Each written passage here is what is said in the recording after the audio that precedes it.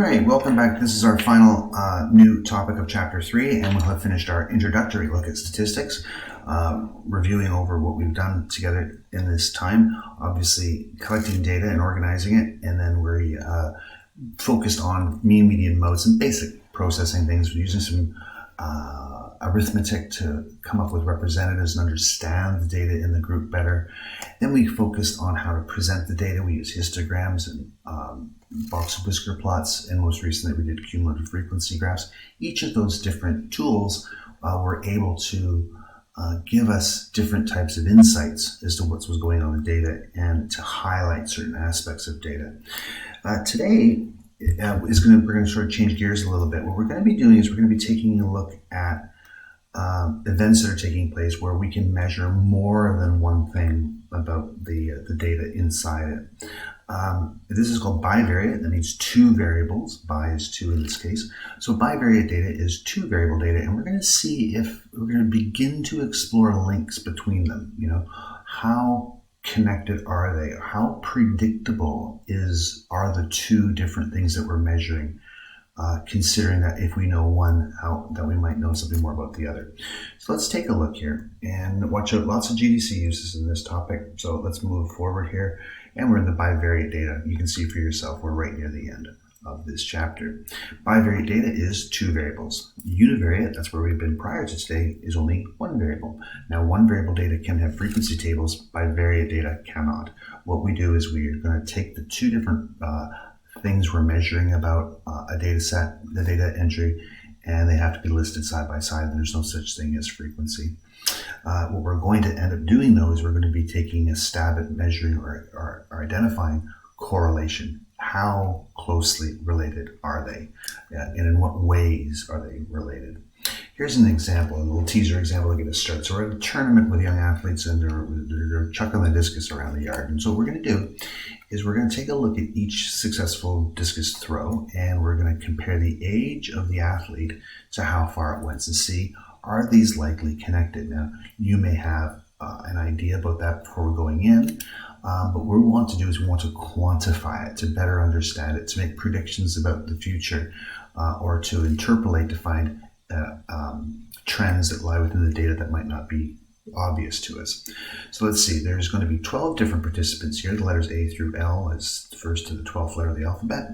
And each time a discus was thrown, the athlete's age was recorded there in the second row and how far the discus went. Now, I'm thinking if you're dealing with youngsters, young people between the ages of 10 and 18, 10 and 20, I think that the older ones, because just of size and strength, are likely going to throw it further. But this will be discovered mathematically. So what are we going to think about? Do you think that the distance an athlete can throw is related to a person's age? Worthy of consideration. Can you graph this so we can sort of better understand the relationship? Very difficult from a table filled with numbers to really truly understand the relationship. Easier to do with a picture. How do we measure the relationship between the variables? And can we use this data to predict what happened with a 14-year-old athlete? Now, if you gaze up again, you'll see there are no 14-year-olds in that data group. So perhaps studying this data appropriately would allow us to make a prediction of what a 14-year-old would do based on observations from the data in that table. But it all starts with getting a look at the data. Now, I want you to pause here and get all of this data typed into your GDC into a spreadsheet. One column is going to be age and one's going to be distance. Okay, so hit pause and get those in there. Make sure it looks like mine. Okay, we're back. I'm going to summarize that table over there. And I'm going to show you how it's in my table. I'm going to show you how I make a graph that links those two together. All 12 are there. I'm going to make a new sheet, which is a data and statistics sheet like before. But here, I don't need to go to the drop-down menus. Click the variable here, that's the age, and click the one on the vertical. Just simply add the variable, which is the second thing we're measuring, distance. And we see if there's a pattern. And you'd have to be looking the other way to not see that there's a pattern here. It's absolutely obvious that there's an upward trend. So, mathematicians as we are, we need to come up with some sophisticated ways to discuss the trend that we see. You'll notice, by the way, at the age of 14, there's a gap there, a gap that we're going to try and sensibly address. There's the summary of questions again. Do you think the distance is related? It certainly appears to be. It certainly appears to be an upward trend there. Can you graph it? Yeah, I just did that. How can we measure the relationship? Right, more on that coming up soon. And could you use the data to predict the distance a 14-year-old athlete would throw the discus? Yeah, I think we probably could. That doesn't mean it's necessarily going to happen, but I mean, it's a sensible prediction. We have a good idea where it's probably going to go. The essence of what we're talking about here is referred to as correlation. It's the relationship between the two different sets of data. There's lots of things to consider. You'll notice in that first sentence, several characteristics we consider are direction. Is it pointing up? Is it pointing down? Is the data really tightly packed in a very close or nearly close straight line, or is it kind of like a swarm of bees, kind of roughly pointing in the same direction? Are there outliers to the group? Certain points that just deviate and don't seem to fit the trend that's shown by the others. And causation is a neat one that we're going to take a look at. Causation is when one actually predicts the other, as opposed to when it's just a coincidence. I'll share an example in class about causation that always makes me smile. So direction. What we do with direction is here in this next paragraph, we generally want to point, is the trend upward? If it is, meaning as one quantity grows, like the age of the discus throwers, does the other quantity also grow? And that would be the distance they can throw it.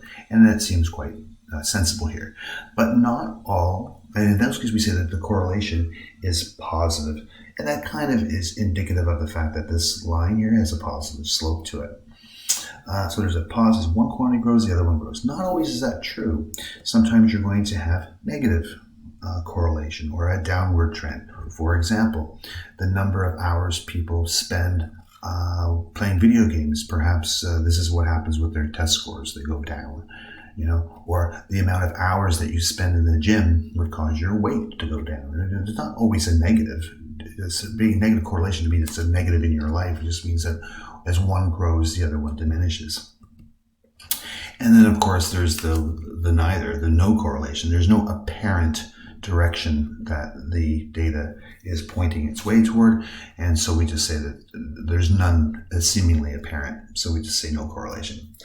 Now the second part that we are required to point out is how strong we assess that correlation to be, and they come in different styles like this. Notice the ones that are in the left column are strong. There's a strong positive pointing upward and a strong negative pointing downward. Moderate means it's an obvious trend, but the dots are trying to stray a little bit too far away from the line. And then when they're really only barely noticeable that there's a trend, we call that weak correlation, weak positive or weak negative correlation. Now, the data that we had about our discus throwers, we already concluded was a positive correlation. The only question remains, is it a strong, moderate, or weak correlation? I guess at this point in our course, it's a subjective thing, but it's not going to be subjective when we get to chapter 6. We're going to actually do something pretty remarkable with this data to reduce it to a gauge or an index number that specifically, precisely tells us how correlated the data is. But for now, we just want to lump it into a category. And then that straight line there, that seems to be the trend. Some people actually refer to that red line as a trend line. I like that expression. It points the way or the trend of the data, making the data almost irrelevant as long as you just follow where that line is going. And those points all look pretty close. Doesn't look like anybody's straying too far, so I would probably assess that as being strong. A positive correlation. Notice I didn't just call it strong or positive. It's strong and positive to distinguish it from other ones. Okay, one more example, then we'll get you working on your own stuff. 10 students participated in a typing contest. Whoa, what was this book from 100 years ago? So you got 1 minute, type as many words as possible. And after you've typed as many words as possible in a minute, they go back and they check out how many errors you made. So there's two things to measure. How fast the students were and how many mistakes they made. Now, before I look forward on this, I'm going to just sort of say, it seems to me that an inexperienced typer, or maybe they are experienced, the more words you type in, the more errors you're likely to make. I mean, if you type one word, it's unlikely that you got it wrong in that whole minute. But if you were blasting away, like, let's say, candidate G, 85 words in a minute, then you're bound to make a few mistakes because your fingers are doing pretty fast shuffle on there. So after we get our scatter diagram, our scatter plot with all the dots on it from our GDC, we're going to go ahead and perform some analysis, but you don't have to read all that now. We'll come back and look at that in a moment. For now, I want you to hit pause and get all this data in. Make sure your final row of your data entry is the 10th row, because that is the final piece of data occupied by a student labeled as student J. So hit pause, get that data in. When you're done, you can resume the video. Okay, we're back. I'm going to go ahead and show you my scatter plot. I've got my words and my errors in there. Stats page. Again, down below, how fast did they type? That's the number of words. And how many errors did they make? That's the vertical. And there you go.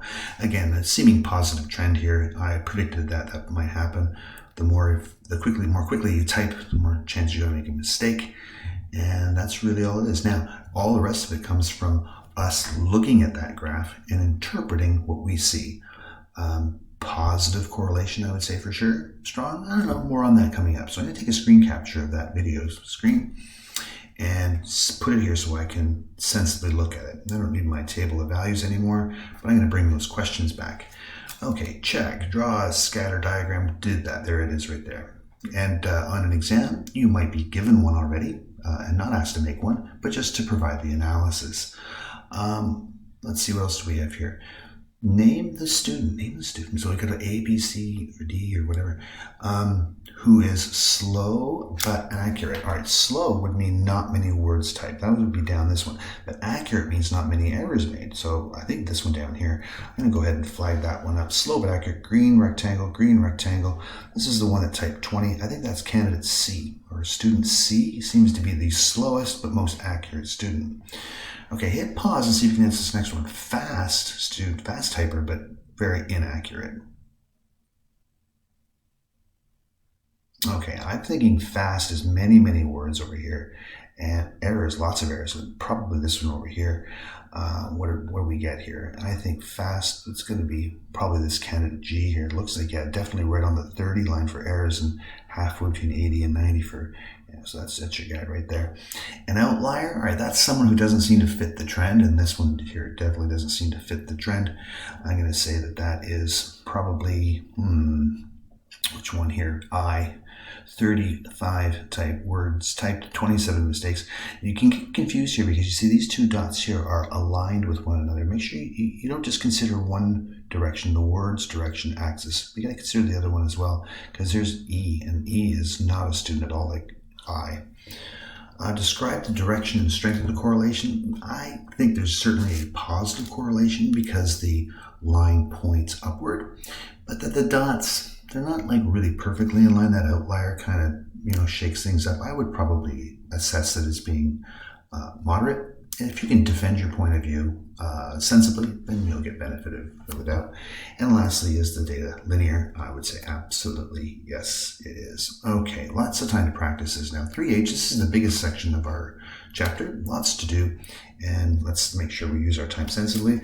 Some nice word problems down here. Please don't forfeit your chance to practice this. You need this to become kind of second nature as to how you use your calculator to get the data in and how you make some assessments about correlation, positive, strong, etc., and finding outliers. So here we go. This marks the end of chapter 3, and I'd like you to do all 5 questions in that section, 1, 2, 3, 4, and 5, and you will be given the opportunity to upload those and send them to me for consideration very, very soon. All right, let's get to work.